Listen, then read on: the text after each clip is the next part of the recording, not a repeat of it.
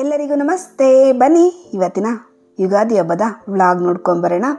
ನಾನಿಲ್ಲಿ ಯುಗಾದಿ ಹಬ್ಬದ ಹಿಂದಿನ ದಿನ ಸಂಜೆ ಬಂದುಬಿಟ್ಟು ದೇವ್ರ ಮನೆಯೆಲ್ಲ ಕ್ಲೀನ್ ಮಾಡ್ಕೊಳ್ಳೋಣ ಅಂತ ತಲೆ ಸ್ನಾನ ಮುಗಿಸ್ಕೊಂಡ್ಬಂದಿದ್ದೀನಿ. ಇಲ್ಲಿ ದೇವ್ರ ಸಾಮಾನೆಲ್ಲ ಇರುತ್ತಲ್ಲ ಅವನ್ನೆಲ್ಲ ತೆಗೆದಿಟ್ಕೊಳ್ತೀನಿ. ಏನಕ್ಕಪ್ಪ ಅಂದರೆ ದೇವ್ರ ಮನೆ ಫುಲ್ ತೊಳ್ಕೊಬೇಕು. ಆದ ಕಾರಣ ಈ ಹೂವುಗಳನ್ನೆಲ್ಲ ತೊಳೆದಿಟ್ಟಿದ್ದೀನಿ 3 ದಿನಕ್ಕೆ ಮುಂಚೆನೇ. ಹಂಗಾಗಿ ಅವನ್ನ ಮಾತ್ರ ತೊಳೆಯಲ್ಲ, ಇನ್ನೆಲ್ಲ ದೇವ್ರ ಮನೆ ಏನಿದೆಯೋ ಅದನ್ನೆಲ್ಲ ನೀಟಾಗಿ ಕ್ಲೀನ್ ಮಾಡ್ತೀನಿ. ಹೆಂಗೆ ಅಂದರೆ ತೋರಿಸ್ತೀನಿ ನಿಮಗೆ. ಫಸ್ಟು ದೇವ್ರ ಫೋಟೋಸು ಇವೆಲ್ಲ ತೆಕ್ಕೊಂಡ್ಬಿಡ್ತೀನಿ. 1 ತಿಂಗಳಿಗೆ ಒಂದು ಸರ್ತಿ ಈ ರೀತಿ ಮಾಡ್ತೀನಿ. ಹಬ್ಬ ವಾರ ಬಂದರೆ ಈ ರೀತಿ ಅವಾಗನ ದೇವ್ರ ಮನೆಯೆಲ್ಲ ಕ್ಲೀನ್ ಮಾಡ್ತೀನಿ. ನೋಡಿ ಎಲ್ಲ ಖಾಲಿ ಮಾಡಿದ್ನಲ್ಲ. ಈಗ ನಾನಿಲ್ಲಿ ಹೇಗೆ ಕ್ಲೀನ್ ಮಾಡ್ಕೊಳ್ತೀನಿ ಅಂತ ತೋರಿಸ್ತೀನಿ. ನಾನಿಲ್ಲಿ ಸ್ವಲ್ಪ ನೀರು ತೊಗೊಂಡಿದ್ದೀನಿ. ನೀರಿಗೆ ವಿಮ್ ಲಿಕ್ವಿಡ್ ಯಾರಾದರೂ ಪಾತ್ರೆ ತೊಳೆಯೋ ಲಿಕ್ವಿಡ್ ಹಾಕ್ಕೊಳ್ತೀನಿ. ಇದೇ ಹಾಕ್ಕೋಬೇಕು ಅಂತೇನಿಲ್ಲ, ಅಥವಾ ಒಂದು ಶಾಂಪೂ ಹಾಕ್ಕೊಂಡ್ರೂ ನಡೆಯುತ್ತೆ. ಈ ರೀತಿ ಹಾಕ್ಕೊಂಡು ಈ ಥರ ದೇವ್ರ ಮನೆ ಕ್ಲೀನ್ ಮಾಡಲಿಕ್ಕೆ ಅಂತಲೇ ಆ ನಾರು ಇಟ್ಕೊಂಡಿದ್ದೀನಿ. ಅದರಲ್ಲಿ ಈ ರೀತಿ ಎಲ್ಲ ಕಡೆನೂ ನೀಟಾಗಿ ಉಜ್ಕೊಳ್ತೀನಿ. ಏಕೆಂದರೆ ಫುಲ್ಲು ವೈಟ್ ಟೈಲ್ಸ್ ಹಾಕ್ಸಿರೋದ್ರಿಂದ ದೀಪ ಮತ್ತು ಊದ್ಗಡ್ಡೆ ಅಂಟಿಸ್ತೀವಲ್ಲ ಆ ಹೊಗೆ ಎಲ್ಲ ಹೋಗಿರುತ್ತೆ. ಈ ರೀತಿ ಎಲ್ಲ ಒಂದು ಸರ್ತಿ ಲಿಕ್ವಿಡಲ್ಲಿ ನೀಟಾಗಿ ಉಜ್ಜಿಕೊಂಡ್ರೆ ಆ ಬ್ಲಾಕ್ ಆಗಿರೋದೆಲ್ಲ ಹೋಗ್ಬಿಡುತ್ತೆ. ನೋಡೋಕ್ಕೆ ದೇವ್ರ ಮನೆ ಚೆನ್ನಾಗಿ ಕಾಣುತ್ತೆ. ಆದ ಕಾರಣ ಪ್ರತಿಯೊಂದು ಜಾಗನೂ ಕೂಡ ಇದೇ ರೀತಿ ಉಜ್ಕೊಳ್ತೀನಿ. ಆ ದೇವ್ರ ಮನೆ ಬಾಗಿಲುಗಳು ಸಮೇತ ಈ ರೀತಿ ಚೆನ್ನಾಗಿ ಉಜ್ಜಿಬಿಟ್ಟು ಆಮೇಲೆ ಮತ್ತೆ ತ್ಯಾವ್ದ ಬಟ್ಟೆಯಲ್ಲಿ ನೀಟಾಗಿ ಒರೆಸ್ಕೊಳ್ತೀನಿ. ಆಮೇಲೆ ಡ್ರೈ ಬಟ್ಟೆಯಲ್ಲಿ ಒಂದು ಸಲ ಒರೆಸ್ಕೊಳ್ತೀನಿ. ಈ ರೀತಿ ನೀಟಾಗಿ ಕ್ಲೀನ್ ಮಾಡ್ಕೊಳ್ತೀನಿ. ಇದೆಲ್ಲ ಕ್ಲೀನಾಗಿ ಮತ್ತು ಫುಲ್ ಡ್ರೈ ಆಗೋದ್ರೊಳಗಡೆ ದೇವ್ರ ಸಾಮಾನು ಕ್ಲೀನ್ ಮಾಡ್ಕೊಂಬರ್ತೀನಿ. ನಾನಿಲ್ಲಿ ಹುಣ್ಸೆಹಣ್ಣು ಪೇಸ್ಟು ಬೆಳಗ್ಗೆ ಮಾಡಿಟ್ಟಿದ್ದೆ, ಅದರದ್ದು ಸ್ವಲ್ಪ ಎಲ್ಲ ಉಳಿದಿರುತ್ತಲ್ಲ ಅದನ್ನು ಇಲ್ಲಿ ಯೂಸ್ ಮಾಡ್ಕೊಳ್ತೀನಿ. ನಾನು ಫುಲ್ ಹುಣ್ಸೆಹಣ್ಣನ್ನ ಹಿಂಡಿಲ್ಲ, ನಾನು ಸ್ವಲ್ಪ ಹುಳಿ ಬೇಕಿತ್ತಲ್ಲ ಅದಕ್ಕೋಸ್ಕರ ಸ್ವಲ್ಪ ಇಟ್ಕೊಂಡಿದ್ದೀನಿ ಹುಳಿ ಇರೋಂಗೆ. ಇಲ್ಲಾಂದರೆ ನಾರ್ಮಲ್ ಹುಣ್ಸೆಹಣ್ಣು ಸಿಗುತ್ತಲ್ಲ ಅದನ್ನೇ ಹಾಕ್ಕೋಬೋದು. ನಾನು ಬೆಳಗ್ಗೆ ಪೇಸ್ಟ್ ಮಾಡ್ಬೇಕಾದ್ರೆ ಹೆಂಗೋ ಅದು ಉಳಿಯುತ್ತಲ್ಲ ಅಂತೇಳ್ಬಿಟ್ಟು ಅದಕ್ಕೆ ಸ್ವಲ್ಪ ಪೇಸ್ಟ್ನ ಹಾಕ್ಕೊಂಡು ಮಾಡ್ಕೊಳ್ತೀನಿ. ನೀವು ಇಲ್ಲ ಅಂದರೆ ಡೈರೆಕ್ಟಾಗಿ ಹುಣ್ಸೆಹಣ್ಣು ಯೂಸ್ ಮಾಡ್ಕೋಬೋದು. ಇದಕ್ಕೆ ನಾನು ಒಂದು 2-3 ಸ್ಪೂನಷ್ಟು ಪೀತಾಂಬರಿ ಹಾಗೆ ಲಿಕ್ವಿಡ್ ಯಾವುದಾದ್ರೂ ಲಿಕ್ವಿಡ್ ಹಾಕ್ಕೊಳ್ಳಿ. ಅದೊಂದು 2 ಸ್ಪೂನಷ್ಟು ಹಾಕ್ಕೊಂಡು ಚೆನ್ನಾಗಿ ಒಂದು ಸರ್ತಿ ಮಿಕ್ಸ್ ಮಾಡಿಕೊಂಡು ದೇವ್ರ ಸಾಮಾನ ಉಜ್ಕೊಳ್ಳೋಣ. ನಾನಿಲ್ಲಿ ಯಾವುದೇ ರೀತಿ ಬ್ರಷು ಏನೂ ಯೂಸ್ ಮಾಡ್ತಿಲ್ಲ, ಕೈಯಲ್ಲೇ ನೋಡ್ತಿದ್ದೀರಲ್ಲ ಈ ರೀತಿ ಸವರ್ಕೊಳ್ತಿದ್ದೀನಿ ಅಷ್ಟೇ. ತುಂಬ ಏನು ಪ್ರೆಸ್ ಮಾಡಿ ಕಷ್ಟಪಡೋದೆಲ್ಲ ಏನು ಬೇಕಿಲ್ಲ, ಈಸಿಯಾಗಿ ಕ್ಲೀನ್ ಆಗುತ್ತೆ. ಆ ಹುಣ್ಸೆಹಣ್ಣು ಚೆನ್ನಾಗಿ ನೆಂದಿರೋದ್ರಿಂದ ಹುಳಿ ಚೆನ್ನಾಗಿ ಬಿಟ್ಕೊಂಡಿರುತ್ತೆ. ಆದ ಕಾರಣ ಸುಮ್ಮನೆ ಕೈಯಲ್ಲಿ ಸವರಿದ್ರೆ ಸಾಕು, ನೀಟಾಗಿ ಆಗಿಬಿಡುತ್ತೆ. ನೋಡ್ತಿದ್ದೀರಲ್ಲ ಎಷ್ಟು ಈಸಿಯಾಗಿ ಆಗ್ತಿದೆ ಅಂತ. ಕಷ್ಟನೇ ಪಡೋಂಗಿಲ್ಲ, ಅಷ್ಟು ಈಸಿಯಾಗಿ ಆಗೋಗ್ಬಿಡುತ್ತೆ. ದೇವ್ರ ಸಾಮಾನು ಕ್ಲೀನ್ ಮಾಡೋದು ಒಂದು ದೊಡ್ಡ ತಲೆನೋವಿನ ಕೆಲಸ ಅಲ್ವಾ. ಇದು ನೋಡಿ ಎಷ್ಟು ಈಸಿಯಾಗಿ ಆಗ್ತಾಯಿದೆ ಅಂತ. ನೋಡಿದ್ರಲ್ಲ ಆ ಚೊಂಬು ಯಾವ ರೀತಿ ಇತ್ತು ಅಂತ, ಎಷ್ಟು ನೀಟಾಗಿ ಆಗಿದೆ ನೋಡಿ. ಎಲ್ಲನೂ ಕೂಡ ಈ ದೇವ್ರ ಸಾಮಾನ ಇದೇ ರೀತಿ ಚೆನ್ನಾಗಿ ಉಜ್ಕೊಳ್ತೀನಿ. ಮೊದಲೆಲ್ಲ ಇದೇ ರೀತಿ ಎಲ್ಲ ಹುಣ್ಸೆಹಣ್ಣು ಹಾಕ್ಬಿಟ್ಟೆ ದೇವ್ರ ಸಾಮಾನು ತೊಳಿತಾ ಇದ್ದು. ನಾನಿಲ್ಲಿ ಎಕ್ಸ್ಟ್ರಾ ಅಂದರೆ ಲಿಕ್ವಿಡು ಸ್ವಲ್ಪ ಪೀತಾಂಬರಿ ಪೌಡ್ರ್ ಯೂಸ್ ಮಾಡ್ಕೊಂಡಿದ್ದೀನಿ. ಅವೆರಡು ಇಲ್ಲ ಅಂದರೆ ಪರವಾಗಿಲ್ಲ, ಬರೀ ಹುಣ್ಸೆಹಣ್ಣಲ್ಲಿ ಕೂಡ ನೀಟಾಗಿ ಉಜ್ಬೋದು. ಸ್ವಲ್ಪ ಚೆನ್ನಾಗಿ ನೆನೆಸ್ಕೋಬೇಕಷ್ಟೆ, ಸ್ವಲ್ಪ ಹುಳಿ ಚೆನ್ನಾಗಿ ಬಿಡೋಂಗಿರಬೇಕು, ಆವಾಗ ಚೆನ್ನಾಗಿ ಕ್ಲೀನ್ ಆಗುತ್ತೆ. ನೋಡಿದ್ರಲ್ಲ ಎಷ್ಟು ನೀಟಾಗಿ ಆಗಿದೆ ಅಂತ. ಚೊಂಬು ಬೆಳಗಿದೆ. ಹಾಗೆ ಎಲ್ಲನೂ ಕೂಡ ಇದರಲ್ಲೇ ಬೆಳ್ಳಿ ಸಾಮಾನು ಆಗ್ಬೋದು ಏನಾದರೂ ಸರಿ ಇದರಲ್ಲೇ ಉಜ್ಕೊಳ್ತೀನಿ. ನೋಡಿ ಪುಟ್ಟ ಪ್ಲೇಟು ಅದು ಎಷ್ಟು ನೀಟಾಗಿ ಉಜ್ಜಿದ್ದೀನಿ. ಹಾಗೆಯೇ ಬೆಳ್ಳಿ ಪಾತ್ರೆನೂ ಕೂಡ ಇದರಲ್ಲೇ ಉಜ್ಕೊಳ್ತೀನಿ. ಅದನ್ನು ಕೂಡ ನೀಟಾಗಿ ಆಗುತ್ತೆ. ಲಿಕ್ವಿಡ್ ಏನಕ್ಕೆ ಹಾಕ್ತೀನಿ ಅಂದರೆ ಸ್ವಲ್ಪ ಎಣ್ಣೆ ಜಿಡ್ಡು ಇರುತ್ತಲ್ಲ ಅದು ಕ್ಲೀನಾಗಿ ಆಗುತ್ತೆ ಅಂತ ಲಿಕ್ವಿಡ್ ಹಾಕ್ಕೊಳ್ಳೋದಷ್ಟೇ. ಮಾಮೂಲಿ ಪಾತ್ರೆ ತೊಳೆಯೋ ಸೋಪಲ್ಲೂ ಕೂಡ ಉಜ್ಕೋಬೋದು. ನೋಡ್ತಿದ್ರಲ್ಲ ಈ ದೀಪ ಯಾವ ಕಲರ್ ಇದೆ ಅಂತ. ಅದನ್ನು ನೋಡಿ ಇದೇ ಹುಣ್ಸೆಹಣ್ಣು ಪೇಸ್ಟಲ್ಲಿ ಹೆಂಗೆ ಕ್ಲೀನ್ ಮಾಡ್ಕೊಳ್ತೀನಿ ಅಂತ. ನಿಮಗೆ ತುಂಬ ಏನಾದರೂ ಗಲೀಜಿದೆ ಅಂತ ಸ್ವಲ್ಪ ಕಪ್ಪಗೆ ಆಗುತ್ತಲ್ಲ ಎಣ್ಣೆ ಇರೋ ಜಾಗದಲ್ಲಿ, ಒಂದು 5 ನಿಮಿಷ ಬಿಟ್ಬಿಟ್ಟು ಈ ರೀತಿ ಕ್ಲೀನ್ ಮಾಡಿ ನೀಟಾಗಿ ಆಗಿಬಿಡುತ್ತೆ. ಇಲ್ಲ ದೇವ್ರ ಸಾಮಾನಿಗೆ ಅಂತ ಒಂದು ಬ್ರಷ್ ಸೈಡ್ಗಿಟ್ರೆ ಅಂದರೆ ಹಲ್ಲುಜ್ಜೋ ಬ್ರಷ್ನ ಅದನ್ನು ಕೂಡ ನೀಟಾಗಿ ಯೂಸ್ ಮಾಡಿಕೊಂಡು ಚೆನ್ನಾಗಿ ರಬ್ ಮಾಡ್ಕೋಬೋದು, ಅದು ನೀಟಾಗಿ ಆಗುತ್ತೆ. ನೋಡಿ ಚೊಂಬು ಎಷ್ಟು ಚೆನ್ನಾಗಿ ಕಲರ್ ಬಂತು ಅಂತ. ನೋಡ್ತಿದ್ದೀರಲ್ಲ ಎಷ್ಟು ನೀಟಾಗಿ ಆಗಿದೆ ಅಂತ.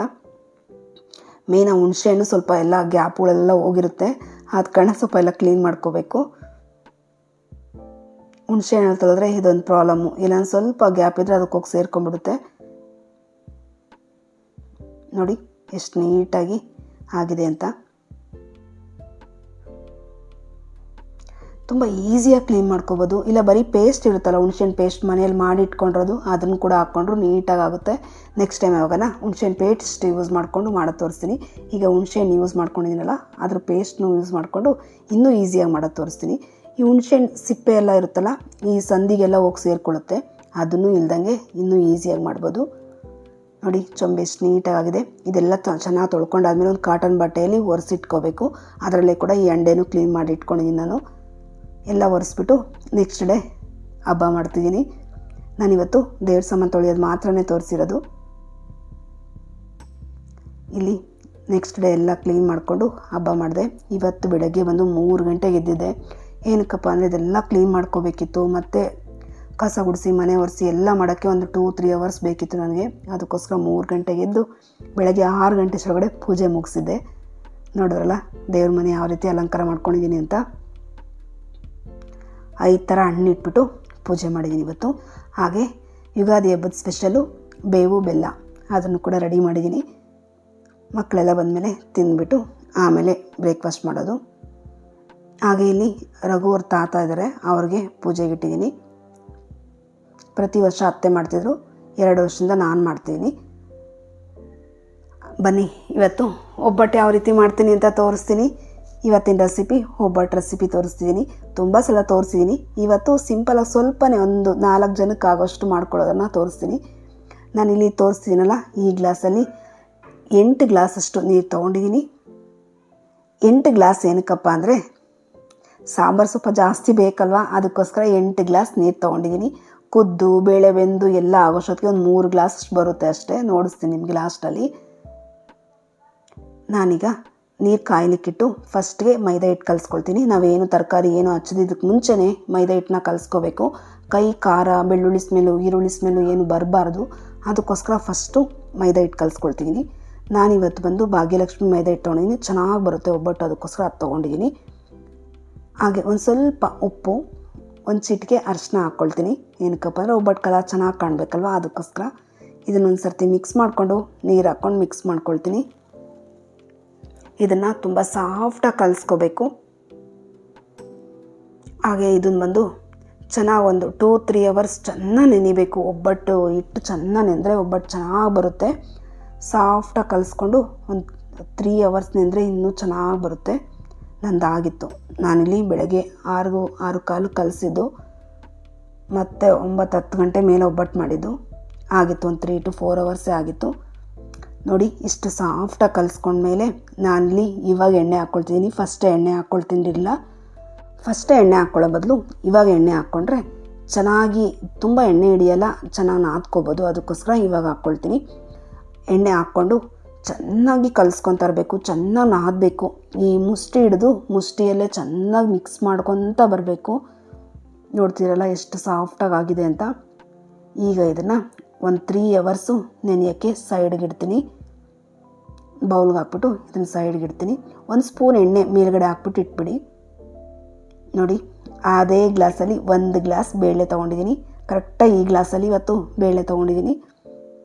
ಎಲ್ಲನೂ ಅದೇ ಗ್ಲಾಸಲ್ಲಿ ಅಳತೆ ತೋರಿಸ್ತೀನಿ. 8 ಗ್ಲಾಸ್ ನೀರಿಗೆ 1 ಗ್ಲಾಸ್ ಬೇಳೆ. ಚೆನ್ನಾಗಿ ಕುದಿಬೇಕಾದ್ರೆ ಹಾಕಬೇಕು ಬೇಳೆನ. ಚೆನ್ನಾಗಿ ತೊಳ್ಕೊಂಡು ಆ ಬೇಳೆನ ಸೇರಿಸ್ಕೊಂಡಿದ್ದೀನಿ.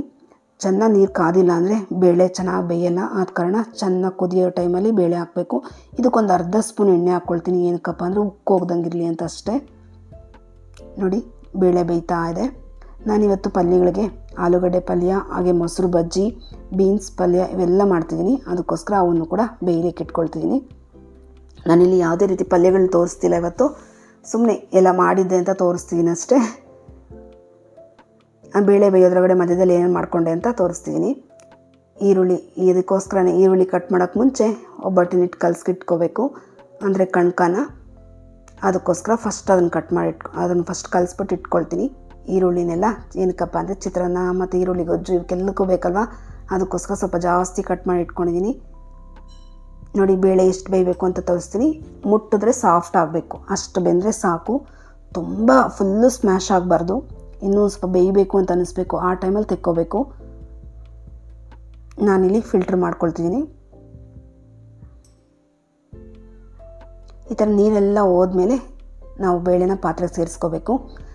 ಮೇಯ್ನು ಹಂಗೆ ಬಗ್ಗಿಸ್ಕೋಬೋದು, ಎಲ್ಲರೂ ಸ್ವಲ್ಪ ನೀರಿರುತ್ತೆ ಅಂತ ಈ ಥರ ಫಿಲ್ಟ್ರಿಗೆ ಹಾಕ್ಕೊಂಡ್ಬಿಡ್ತೀನಿ. ನೀರಿನ ಅಂಶ ಅನ್ನೋದೇ ಈ ಬೇಳೆಯಲ್ಲಿ ಇರಬಾರ್ದು. ಅದಕ್ಕೋಸ್ಕರ ನೋಡ್ತಿರಲ್ಲ ಬೇಳೆ ಇನ್ನೂ ಹಂಗೆ ಕಾಣ್ತಿದೆ, ಈ ರೀತಿ ಕಾಣಿಸ್ಬೇಕು. ಏನಕ್ಕಪ್ಪ ಅಂದರೆ ಬೆಲ್ಲ ಮತ್ತು ಕಾಯಿ ಹಾಕ್ಬಿಟ್ಟು ಮತ್ತೆ ಕುದಿಸ್ತೀವಿ. ಅದಕ್ಕೋಸ್ಕರ ಆವಾಗ ಸ್ವಲ್ಪ ಸಾಫ್ಟ್ ಆಗುತ್ತೆ. ನಾನು ಅದೇ ಪಾತ್ರೆಗೆ ಬೇಳೆ ಹಾಕ್ಕೊಂಡಿದ್ದೀನಿ, ಹಾಗೆ 1 ಗ್ಲಾಸ್ ಬೆಲ್ಲ ಹಾಕ್ಕೊಂಡಿದ್ದೀನಿ, 1 ಗ್ಲಾಸು ಕಾಯಿ ತುರಿ ಹಾಕ್ಕೊಂಡಿದ್ದೀನಿ, 3 ಸಮವಾಗಿ ತೊಗೊಂಡಿದ್ದೀನಿ. ಈಗ ಇದನ್ನು ಚೆನ್ನಾಗಿ ಮಿಕ್ಸ್ ಮಾಡಿಕೊಂಡು ಕುದಿಸ್ಕೊಳ್ತೀನಿ ಅಷ್ಟೇ, ಬೆಲ್ಲ ಕರಗಿಸ್ಕೊಳ್ತೀನಿ ಅಷ್ಟೇ. ಏನಕ್ಕಪ್ಪ ಅಂದರೆ ನಾನು ಹೂರಣ ಏನು ಎತ್ತಿಡ್ತಿಲ್ಲ, ಎಲ್ಲ ಮುಗಿಸ್ಕೊಂಡ್ಬಿಡ್ತೀನಿ. ಏಕೆಂದ್ರೆ ಸ್ವಲ್ಪನೇ ಮಾಡ್ಕೊಂಡಿರೋದ್ರಿಂದ ಬೆಲ್ಲ ಕರಗಿಸ್ಕೊತೀನಿ. ಒಂದು 5 ನಿಮಿಷ ಕುದಿಸ್ಕೊಂಡ್ರೆ ಸಾಕು. ಕುದಿಸ್ಕೊಂಡು ತಣ್ಣಗಾಕಿ ಸೈಡ್ಗೆ ಇಡ್ತೀನಿ. ಈಗ ಸಾಂಬಾರಿಗೆ ಇನ್ನೊಂದು ಬಾಣಲಿ ತೊಗೊಂಡು ಅದಕ್ಕೊಂದು ಸ್ಪೂನ್ ಎಣ್ಣೆ ಹಾಕ್ಕೊಂಡಿದ್ದೀನಿ, 1 ಸ್ಪೂನ್ ಜೀರಿಗೆ, ಹಾಗೆ 1 ಈರುಳ್ಳಿ, ಒಂದಲ್ಲ ಅರ್ಧ ಈರುಳ್ಳಿ, 1 ಬೆಳ್ಳುಳ್ಳಿ ತೊಗೊಂಡಿದ್ದೀನಿ, ಹಾಗೆ 1 ಟೊಮೊಟೊ ತೊಗೊಂಡಿದ್ದೀನಿ. ಇದಕ್ಕೆ ಮೇಯ್ನಾಗಿ 1 ಸ್ಪೂನು ಗಸಗಸೆ ತೊಗೊಂಡಿದ್ದೀನಿ, ಫ್ಲೇವರ್ ಚೆನ್ನಾಗಿರುತ್ತೆ, ಅದಕ್ಕೋಸ್ಕರ ಗಸಗಸೆ ತೊಗೊಂಡಿದ್ದೀನಿ. 1 2ರಿಂದ 3 ಸ್ಪೂನಷ್ಟು ಕಾಯಿ ತುರಿ, ಇದನ್ನೆಲ್ಲ ಹಾಕಿ ಚೆನ್ನಾಗಿ ಫ್ರೈ ಮಾಡ್ಕೋಬೇಕು. ಇದಕ್ಕೆ ಲಾಸ್ಟಲ್ಲಿ ಮನೆಯಲ್ಲೇ ಮಾಡಿರುವಂಥ ಸಾಂಬಾರು ಪುಡಿ ಹಾಕ್ಕೊಂಡಿದ್ದೀನಿ. ಸಾಂಬಾರಿಗೆ ಎಷ್ಟು ಬೇಕು ಅಂತ ನೋಡ್ಕೊಂಡು ಹಾಕ್ಕೊಳ್ಳಿ. ಕಲರ್ಗೋಸ್ಕರ ಕಾಶ್ಮೀರಿ ರೆಡ್ ಚಿಲ್ಲಿ 1 2 ಸ್ಪೂನ್ ಹಾಕ್ಕೊಂಡಿದ್ದೀನಿ. ನನಗೆ ಸಾಂಬಾರು ಕಲರ್ ಚೆನ್ನಾಗಿರಬೇಕು, ಅದಕ್ಕೋಸ್ಕರ ಕಾಶ್ಮೀರಿ ರೆಡ್ ಚಿಲ್ಲಿ ಹಾಕ್ಕೊಂಡಿದ್ದೀನಿ. ಇಲ್ಲ ಪರವಾಗಿ ಮನೆಯಲ್ಲಿ ಇಲ್ಲ ಅಂದರೆ ಸ್ಕಿಪ್ ಮಾಡಿ, ಏನಾಗಲ್ಲ, ಚೆನ್ನಾಗಿರುತ್ತೆ. ಹಾಗೆ ಹುಣಸೆಹಣ್ಣು ಪೇಸ್ಟ್ನ ನಮಗೆ ಹುಳಿ ನೋಡಿಕೊಂಡು ನಾನಿಲ್ಲಿ 1 ಸ್ಪೂನ್ ಹಾಕ್ಕೊಂಡಿದ್ದೀನಿ ನನ್ನ ಸಾಂಬಾರಿಗೆ. ನಿಮ್ಮ ಸಾಂಬಾರಿಗೆ ಎಷ್ಟು ಬೇಕು ಅಂತ ನೋಡ್ಕೊಂಡು ಹಾಕ್ಕೊಳ್ಳಿ. ಬೇಕು ಅಂದರೆ ಮತ್ತೆ ಈ ಟೇಸ್ಟ್ ನೋಡಿಬಿಟ್ಟು ಹುಳಿ ಹಾಕ್ಕೋಬೋದು. ನಾನಿಲ್ಲಿ ಚಿತ್ರಾನ್ನಕ್ಕೆ ಇಟ್ಟಿದ್ದೀನಿ. ನಾನು ಚಿತ್ರಾನ್ನ ರೆಸಿಪಿನೂ ಕೂಡ ಏನು ತೋರಿಸ್ತಿಲ್ಲ, ಯಾಕೆಂದರೆ ಮಾಡಿ ತೋರಿಸಿದ್ದೀನಿ ಆಲ್ರೆಡಿ. ಏನಪ್ಪ ಅಂದು ಹುಣಸೆಹಣ್ಣು ಚಿತ್ರಾನ್ನ ಮಾಡಿದ್ದೀನಿ, ಹೊಸ ಹುಣಸೆಹಣ್ಣು ಚೆನ್ನಾಗಿತ್ತು. ನೋಡಿ ಇಲ್ಲಿ ಗ್ರೈಂಡರ್ ಇಟ್ಟಿದ್ದೀನಿ. ಏನಕ್ಕಪ್ಪ ಅಂದರೆ ಬೇಳೆ ರುಬ್ಕೋಬೇಕಲ್ವ, ಅದಕ್ಕೋಸ್ಕರ. ಬೇಳೆ ಎಲ್ಲ ತಣ್ಣಗಾದ್ಮೇಲೆ ಈಗ ಗ್ರೈಂಡರ್ಗೆ ಹಾಕ್ಕೊಳ್ತೀನಿ. ಬೇಳೆ ನೋಡಿ ಅಷ್ಟು ಚೆನ್ನಾಗಿ ಕುದಿಸ್ಕೊಂಡಿದ್ದೀನಿ, ಅಂದರೆ ಬೆಲ್ಲ ಎಲ್ಲ ಫುಲ್ ಕರಗಿಬಿಟ್ಟು ಆ ನೀರೇನೂ ಇರಬಾರ್ದು, ಹಂಗೆ ಕುಮಿಲ್ಸ್ಕೋಬೇಕು. ಕಾಣ್ತಿದೆಯಲ್ಲ, ಈ ರೀತಿ ಚೆನ್ನಾಗಿ ಕುಮಿಲ್ಸ್ಕೊಂಡಿದ್ದೀನಿ. ಈ ರೀತಿ ಮಾಡಿಕೊಂಡ್ರೆ ಹೂರಣ ಎಲ್ಲೂ ಒಂಥರ ತೆಳ್ಳಗಾಗಲ್ಲ, ಕೈಗೆ ಅಂಟಲ್ಲ, ಆ ರೀತಿ ಬರುತ್ತೆ. ಆ ರೀತಿ ಬಂದರೆ ಚೆನ್ನಾಗಿರುತ್ತೆ ಹೂರಣ. ಇದನ್ನು ಒಂದು 15 ನಿಮಿಷಕ್ಕೆ ಇಡ್ತೀನಿ, ನೀಟಾಗಿ ನುಣ್ಣಗಾಗುತ್ತೆ. ತೋರಿಸ್ತೀನಿ ನಿಮಗೆ ಎಷ್ಟು ನುಣ್ಣಗೆ ಮಾಡ್ಕೋಬೇಕು ಅಂತ. ನೋಡಿ ಇಷ್ಟು ಸಾಫ್ಟಾಗಿ ಹಾಕಬೇಕು. ಈಗ ಇದನ್ನೆಲ್ಲ ತೆಗೆದುಬಿಟ್ಟು ಒಂದು ಪಾತ್ರೆಗೆ ಇಟ್ಕೊಳ್ತೀನಿ. ನೋಡಿದ್ರಲ್ಲ, ಈ ಬೌಲ್ಗೆ ಹಾಕ್ಕೊಂಡಿದ್ದೀನಿ. ಇಷ್ಟು ಗಟ್ಟಿಯಾಗಿ ಬಂದಿತ್ತು ಹೂರಣ, ಚೆನ್ನಾಗಿ ಬಂದಿತ್ತು. ಹಾಗೆಯೇ ಸಾಂಬಾರಿಗೆ ರುಬ್ಕೊಂಡಿದ್ವಲ್ಲ ಅದನ್ನು ತಣ್ಣಗೆ ಮಾಡಿಕೊಂಡು ಈಗ ಅದೇ ಗ್ರೈಂಡರ್ಗೆ ಹಾಕ್ಕೊಳ್ತಿದ್ದೀನಿ. ನಾನಿಲ್ಲಿ ಎಕ್ಸ್ಟ್ರಾ ಸ್ವೀಟ್ ಏನೂ ಸೇರಿಸಲ್ಲ, ಇದೇ ಹೂರಣದ ರುಬ್ಬಿರೋಂಥ ಗ್ರೈಂಡರ್ಗೆ ಈ ಸಾಂಬಾರನ್ನ ರುಬ್ಕೊಳ್ತೀನಿ. ಸಾಕು, ಅದೇ ಸ್ವೀಟ್ನೆಸ್ ಬೇಜಾನ್ ಬರುತ್ತೆ. ಹಂಗೇನು ಬೇಕು ಅಂದರೆ ಇನ್ನೊಂಚೂರು ಹೂರಣ ಅದರಲ್ಲೇ ಉಳಿಸ್ಕೊಂಡ್ರೆ ಆಯಿತು. ಕೆಲವ್ರಿಗೆ ಒಬ್ಬಟ್ಟಿನ ಸಾಂಬಾರು ಹುಳಿಯಾಗಿರಬೇಕು, ಆದರೆ ಸ್ವೀಟಾಗಿರಬಾರ್ದು, ಅಂದರೆ ಖಾರವಾಗಿರಬೇಕು, ಸ್ವೀಟ್ ಇಷ್ಟ ಆಗಲ್ಲ. ನಮ್ಮನೇಲಿ ಸ್ವಲ್ಪ ಮಕ್ಕಳಿಗೆ ಸ್ವೀಟ್ ಇರಬೇಕು, ಅದಕ್ಕೋಸ್ಕರ ಹೂರಣಕ್ಕೆ ಹಾಕ್ಕೊಳ್ತೀನಿ. ನೋಡಿ ರುಬ್ಕೊಂಡೆಲ್ಲ ಆದಮೇಲೆ ಈಗ ಅದೇ ಪಾತ್ರೆಗೆ ಸೇರಿಸ್ಕೊಳ್ತೀನಿ. ನಾವಿಲ್ಲಿ 8 ಗ್ಲಾಸ್ ನೀರು ತೊಗೊಂಡಿರೋದ್ರಿಂದ ಈ ಪಾತ್ರೆ ತುಂಬ ಆಯಿತು. ನೀವೇನೋ ಕಡಿಮೆ ತೊಗೊಂಡ್ರೆ ಸ್ವಲ್ಪ ಸಾಂಬಾರು ಕಡಿಮೆ ಆಗುತ್ತೆ ಅಷ್ಟೇ. ಈಗ ರುಚಿಗೆ ತಕ್ಕಷ್ಟು ಉಪ್ಪು ಹಾಕ್ಬಿಟ್ಟು ಇದನ್ನು ಚೆನ್ನಾಗಿ ಒಂದು ಕುದಿ ಬರೋವರೆಗೂ ಕುದಿಸ್ಕೊಳ್ತೀನಿ. ಆಮೇಲೆ ಒಗ್ಗರಣೆ ಸೇರಿಸ್ಕೊಂಡ್ರೆ ಮುಗೀತು. ನೋಡಿ ಈ ಥರ ಕುದಿ ಬರಬೇಕಾದ್ರೆ ಒಗ್ಗರಣೆ ಸೇರಿಸ್ಕೊಂಡು ಲಾಸ್ಟಲ್ಲಿ ಕೊತ್ತಂಬರಿ ಸೊಪ್ಪು ಹಾಕ್ಕೊಂಡ್ರೆ ಒಬ್ಬಟ್ಟಿನ ಸಾರು ರೆಡಿ ಆಯಿತು. ಉಪ್ಪು ಏನಾದರೂ ಕಡಿಮೆ ಇರಬೇಕಾದ್ರೆ ನೋಡ್ಕೊಂಡು ಒಂಚೂರು ಸೇರಿಸ್ಕೊಂಡ್ರೆ ಆಯಿತು. ಉಪ್ಪಾಗಲಿ ಹುಳಿ ಆಗಲಿ ಏನಾದರೂ, ಖಾರ ಇವೆಲ್ಲ ಅಲ್ಲೇ ಆಗಿಬಿಟ್ಟಿರುತ್ತೆ. ಒಂದು ಸರ್ತಿ ಮತ್ತೆ ಸ್ಟವ್ನೆಲ್ಲ ಕ್ಲೀನ್ ಮಾಡ್ಕೊಳ್ತೀನಿ, ಯಾಕೆಂದರೆ ಒಗ್ಗರಣೆ ಪಲ್ಯಗಳೆಲ್ಲ ಮಾಡಿದ್ನಲ್ಲ, ಸ್ಟವ್ ನೋಡೋಕ್ಕೆ ಚೆನ್ನಾಗಿ ಕಾಣ್ತಿರಲ್ಲ. ಒಬ್ಬಟ್ಟು ಮಾಡೋಕ್ಕೂ ಮುಂಚೆ ಇದನ್ನು ಮಾಡ್ಕೊಂಬಿಡ್ತೀನಿ ನಾನು. ಹಾಗೆ ಇವತ್ತಿನಗೆ ಸ್ಪೆಷಲ್ ಏನಪ್ಪ ಅಂದರೆ ಕಡಲೆಬೇಳೆ ವಡೆ ಮಾಡ್ತಾಯಿದ್ದೀನಿ. ನಾನು ಕಡಲೆಬೇಳೆ ವಡೆಗೆ 1 ಕಪ್ಪಷ್ಟು ಬೇಳೆನ ಬೆಳಗ್ಗೆ ನೆನೆಸ್ಕೊಂಡಿದ್ದೆ. ಇದಕ್ಕೆ ನಾನು ಖಾರಕ್ಕೆ ಹಸಿಮೆಣ್ಸಿನ್ಕಾಯಿ, 1 ಗಡ್ಡೆಯಷ್ಟು ಬೆಳ್ಳುಳ್ಳಿ, 1/4 ಇಂಚಷ್ಟು ಶುಂಠಿ ತೊಗೊಂಡಿದ್ದೀನಿ. ಅದನ್ನು ಮಿಕ್ಸಿಯಲ್ಲಿ ರುಬ್ಕೋಬೇಕು. ಒಂದು ಪಾತ್ರೆಗೆ ಸಣ್ಣ ಕಟ್ ಮಾಡಿರೋ ಈರುಳ್ಳಿ, ಕರಿಬೇವು, ಕೊತ್ತಂಬರಿ ಸೊಪ್ಪು ತೊಗೊಂಡಿದ್ದೀನಿ. ಬೇಕು ಅಂದರೆ ಸಬ್ಬಾಕ್ಷಿ ಸೊಪ್ಪಿದೆ, ಸಬ್ಬಾಕ್ಷಿ ಸೊಪ್ಪು ಹಾಕೋದು, ಅದು ಕೂಡ ತುಂಬ ಚೆನ್ನಾಗಿರುತ್ತೆ. ನಾನಿಲ್ಲಿ ಯಾವುದೇ ರೀತಿ ಅಕ್ಕಿ ಮತ್ತು ಉದ್ದಿನಬೇಳೆ ಏನೂ ಸೇರಿಸಿಲ್ಲ, ಬರೀ ಕಡಲೆಬೇಳೆ ಅಷ್ಟೇ. ಒಂದು ಸರ್ತಿ ನುಣ್ಣಗೆ ರುಬ್ಕೊಳ್ತೀನಿ, ಇನ್ನೊಂದು ಸರ್ತಿ ರಫಾಗಿ ರುಬ್ಕೊಳ್ತೀನಿ, ಯಾಕೆಂದರೆ ಕಡಲೆಬೇಳೆ ಸಿಗಬೇಕಲ್ಲ, ಅದಕ್ಕೋಸ್ಕರ. ರುಚಿಗೆ ತಕ್ಕಷ್ಟು ಉಪ್ಪು, ಹಾಗೆ ಒಂದು ಚಿಟಿಕೆ ಸ್ವಲ್ಪ ಸೋಡಾ ಹಾಕ್ಕೊಳ್ತೀನಿ, ಸ್ವಲ್ಪ ಉಬ್ಬಿ ಬರುತ್ತಷ್ಟೇ. ನೋಡಿ ಇಷ್ಟು ಹಾಕ್ಕೊಂಡು ಗಟ್ಟಿಯಾಗಿ ಕಲಿಸ್ಕೋಬೇಕು, ಎಲ್ಲೂ ಎಕ್ಸ್ಟ್ರಾ ನೀರು ಏನೂ ಹಾಕಬೇಡಿ. 1 2 ಸ್ಪೂನಷ್ಟು ಕಾಯಿ ತುರಿ ಹಾಕ್ಕೊಂಡಿದ್ದೀನಿ. ಇದನ್ನೆಲ್ಲ ಚೆನ್ನಾಗಿ ಕಲಿಸ್ಕೊಳ್ತೀನಿ. ನಿಮಗೇನಾದರೂ ಕ್ರಿಸ್ಪಿನೆಸ್ ಇನ್ನೂ ಬಂದಿಲ್ಲ ಅಂದರೆ ಬೇಕು ಅಂದರೆ 1 2 ಸ್ಪೂನಷ್ಟು ಅಕ್ಕಿ ಹಿಟ್ಟು ಹಾಕ್ಕೋಬೋದು. ಏನಾದ್ರು ಅಕಸ್ಮಾತ್ ಇಲ್ಲಿ ನೀರೇನೋ ಬಂದು ಸ್ವಲ್ಪ ತೆಳ್ಳಗಾಯಿತು ಅಂದರೆ ಅನಿಸಿದ್ರೆ ಮಾತ್ರ ಹಾಕ್ಕೊಳ್ಳಿ. ನೋಡಿ ನಂದು ಕರೆಕ್ಟಾಗಿದೆ, ನಾನು ಏನೂ ಸೇರಿಸ್ಕೊಳ್ತಿಲ್ಲ. ಎಣ್ಣೆ ಚೆನ್ನಾಗಿ ಕಾಯಿಸ್ಕೊಂಡು ಈ ಒಂದು ಬಾಳೆ ಎಲೆ ತೊಗೊಂಡು ಇದ್ರ ಮೇಲೆ ತಟ್ಬಿಟ್ಟು ಹಾಕ್ಕೊಳ್ತೀನಿ. ನೋಡಿ ಈ ರೀತಿ ತಟ್ಕೊಂಡು ಎಣ್ಣೆಗೆ ಸೇರಿಸ್ಕೋಬೇಕು. ನಾನು ಒಂದು ಕಡೆ ಒಬ್ಬಟ್ಟಿಗೆ ಇಟ್ಟಿದ್ದೀನಿ, ಒಂದು ಕಡೆ ಇಲ್ಲಿ ವಡೆ ಮಾಡ್ತಿದ್ದೀನಿ, ಆದ್ದರಿಂದ ಎಲ್ಲ ತೋರಿಸಿಲ್ಲ ನಾನು. ಈ ರೀತಿ ಎಲ್ಲನೂ ಕೂಡ ಹಾಕ್ಕೊಳ್ತೀನಿ. ನನಗೆ ಹಸ್ಬೆಂಡ್ ಹೆಲ್ಪ್ ಮಾಡ್ತಿದ್ದಾರೆ. ನಾನಿಲ್ಲಿ ತಟ್ಬಿಟ್ಕೊಟ್ರೆ ಅವರು ತೇಲಿಸ್ಕೊಳ್ತಾರೆ. ಈಗ ಒಬ್ಬಟ್ಟಿಗೆ ರೆಡಿ ಮಾಡಿದ್ದೀನಿ. ನೋಡ್ತಿದ್ದೀರಲ್ಲ, ಕಣ್ಕ ಹೂರಣ, ಹಾಗೆ ಹೂರಣ ಎಲ್ಲ ಉಂಡೆ ಮಾಡಿ ಇಟ್ಕೊಂಡಿದ್ದೀನಿ. ತಟ್ಟಕ್ಕೆ ಈಸಿ ಆಗಿಬಿಡುತ್ತೆ ಈ ರೀತಿ ಮಾಡಿ ಇಟ್ಕೊಂಡ್ರೆ.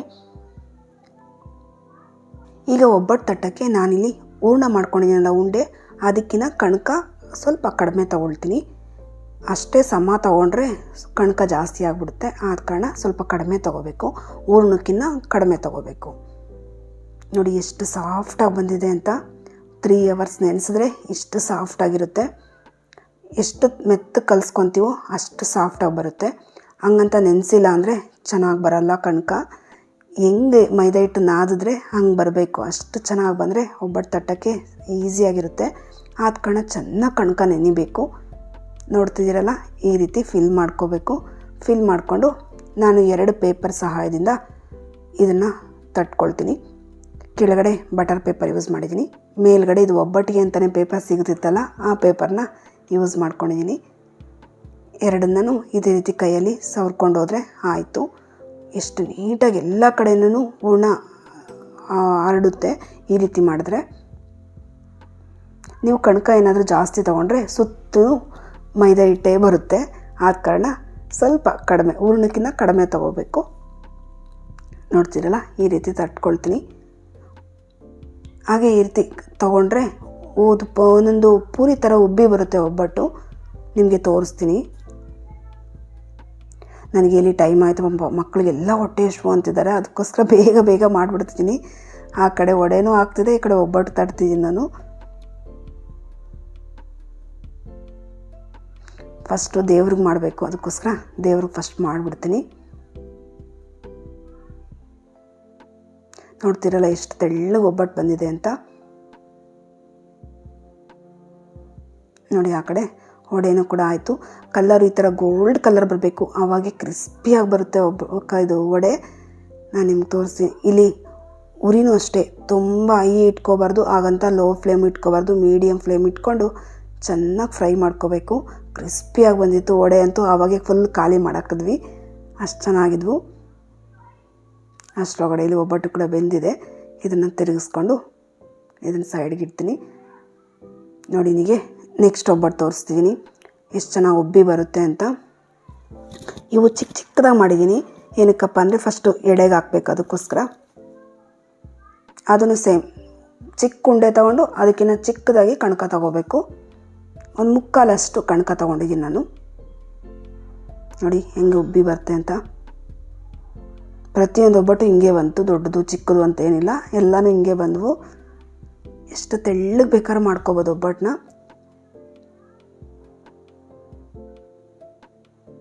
ನೋಡಿ, ಅದು ಹಂಗೆ ಬಂತಲ್ಲ. ನೆಕ್ಸ್ಟು ಕೂಡ ತೋರಿಸ್ತೀನಿ. ನಾವು ಅಂಗಡಿಗಳೆಲ್ಲ ಇಷ್ಟೇ ಸಿಗೋದು ಒಬ್ಬಟ್ಟು, ಚಿಕ್ಕ ಚಿಕ್ಕದಾಗಿ ಸಿಗುತ್ತಲ್ಲ, ಆ ರೀತಿ ನಾನಿಲ್ಲಿ ದೇವ್ರ ಮುಂದೆ ಎಡೆ ಇಡೋಕ್ಕೆ ಚೆನ್ನಾಗಿ ಕಾಣುತ್ತೆ ಅಂತ ಪುಟ್ಟ ಪುಟ್ಟದಾಗಿ ಮಾಡ್ತಿದ್ದೀನಿ. ಅದನ್ನು ಕೂಡ ನಾವೇ ತಿಂತೀವಿ ಬಿಡಿ. ಸಂಜೆ ಮೇಲೆ ಹಸು ಇದ್ದರೆ ಹಸು ಕೊಡ್ತೀನಿ, ಇಲ್ಲ ಅಂದರೆ ನಾವೇ ಒಬ್ಬಟ್ಟೆಲ್ಲ ತಿಂತೀವಿ.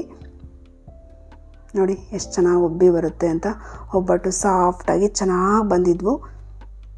ಈಗ ಫಸ್ಟ್ ಹೋಗಿ ಪೂಜೆ ಮಾಡಬೇಕು. ಬೆಳಗ್ಗೆ ಎಲ್ಲ ಪೂಜೆ ಮುಗಿಸಿದ್ದೀನಿ, ಆದರೆ ಈಗ ಎಡೆ ಹಾಕ್ಬಿಟ್ಟು ಪೂಜೆ ಮಾಡ್ತೀನಿ. ಅದಿತಿ ಮಾಡ್ತಾಳೆ ಈಗ. ಅವರು ಅಷ್ಟೊತ್ತಿಗೆಲ್ಲ ರೆಡಿಯಾಗಿ ಬಂದಿದ್ದರು. ಯುಗಾದಿ ಹಬ್ಬ ಅಲ್ಲ, ಈ ಸಲ ಮಕ್ಕಳಿಗೆ ಎಣ್ಣೆ ಏನು ಇಡಲೇ ಇಲ್ಲ ನಾನು, ಯಾಕೆಂದರೆ ಎಲ್ಲರಿಗೂ ಕೋಲ್ಡು ಎಲ್ಲ ಆಗಿದೆ. ನನ್ನ ವಾಯ್ಸು ಗೊತ್ತಾಗ್ತಿದೆ ನಿಮಗೆ. ಆಲ್ಮೋಸ್ಟ್ ಅಲ್ಲಿ ಗಂಟೆ ಎಲ್ಲ ಫುಲ್ ಕಟ್ಬಿಟ್ಟಿದೆ ನನಗೂ. ಆದ ಕಾರಣ ಯಾರಿಗೂ ಎಣ್ಣೆ ಇಟ್ಬಿಟ್ಟು ಸ್ನಾನ ಮಾಡಿಸಿಲ್ಲ, ಹಂಗೆ ಡೈರೆಕ್ಟಾಗಿ ಸ್ನಾನ ಮಾಡಿದ್ದಾರೆ. ಪ್ರತಿ ವರ್ಷ ಎಲ್ಲರಿಗೂ ಎಣ್ಣೆ ಇಟ್ಬಿಟ್ಟೆ ಸ್ನಾನ ಮಾಡ್ತಿದ್ದು. ಈ ವರ್ಷ ಎಲ್ಲ ಕ್ಯಾನ್ಸಲ್ ಮಾಡಿದ್ದೀನಿ. ಹಾಗೆ ತಾತನಿಗೂ ಕೂಡ ಎಡೆ ಇಟ್ಟಿದ್ದೀನಿ. ಈ ರೀತಿ ಯುಗಾದಿ ಹಬ್ಬದಲ್ಲಿ ಅತ್ತೆ ವರ್ಷ ಮಾಡ್ತಿದ್ರು. ಅವ್ರಿಗೇನೇನು ಇಷ್ಟನೋ ಅದನ್ನೆಲ್ಲ ಮಾಡ್ತಿದ್ರು. ನಮ್ಮ ಮನೇಲಿ ಏನು ಮಾಡಿದ್ದೀನೋ ಅದನ್ನೆಲ್ಲ ಇಟ್ಟಿದ್ದೀನಿ ನಾನು. ನೋಡಿ, ನಾವು ಈಗ ಊಟಕ್ಕೆ ಕೂತ್ಕೊಂಡಿದ್ದೀವಿ. ಬೆಳಗ್ಗೆ ಬ್ರೇಕ್ಫಾಸ್ಟ್ ಏನೂ ಮಾಡಿಲ್ಲ ನಾವು, ಡೈರೆಕ್ಟಾಗಿ 10:30ಗೆ ಊಟಕ್ಕೆ ಕೂತ್ಕೊಂಡ್ಬಿಟ್ವಿ. 10:30 ಅಷ್ಟೊತ್ತಿಗೆ ಎಲ್ಲನೂ ಮುಗ್ದೋಗಿತ್ತು ನಮ್ಮ ಮನೆಯಲ್ಲಿ. ಪಲ್ಯಗಳು, ಮೊಸರು ಬಜ್ಜಿ, ಹಾಗೆ ಈರುಳ್ಳಿ ಗೊಜ್ಜು, ಆಮೇಲೆ ಆಲೂಗಡ್ಡೆ ಪಲ್ಯ, ಹೆಸರುಬೇಳೆ ಪಲ್ಯ, ಬೀನ್ಸ್ ಪಲ್ಯ, ಆಮೇಲೆ ವಡೆ ಇಷ್ಟೆಲ್ಲ ಮಾಡಿದ್ದೆ. ಬಿಸಿ ಬಿಸಿ ಒಬ್ಬಟ್ಟು ಮಾಡಿಕೊಂಡು ಎಲ್ಲ ಕೂತ್ಕೊಂಡು ತಿಂದ್ವಿ.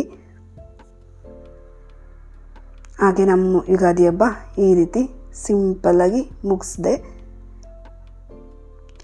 ಆಮೇಲೆ ಮಧ್ಯಾಹ್ನ ಮೇಲೆ ಇಲ್ಲಿ ಗಿಡಗಳು ತರಿಸಿದ್ರು. ಹಬ್ಬದ ದಿನ ಗಿಡಗಳು ಬಂದವಲ್ಲ, ಅದಕ್ಕೋಸ್ಕರ ನೋಡೋಕ್ಕೆ ಹೋದೆ ನಾನು. ನಾನು ಗಾರ್ಡನ್ ಟೂರ್ನ ಹಾಕ್ತೀನಿ ಇಷ್ಟರಾಗೇ. ಎಲ್ಲನೂ ಸೆಟ್ ಮಾಡಿಬಿಟ್ಟು ಹಾಕೋಣ ಅಂತ ಹಂಗೆ ಇಡ್ತಿದ್ದೀನಿ.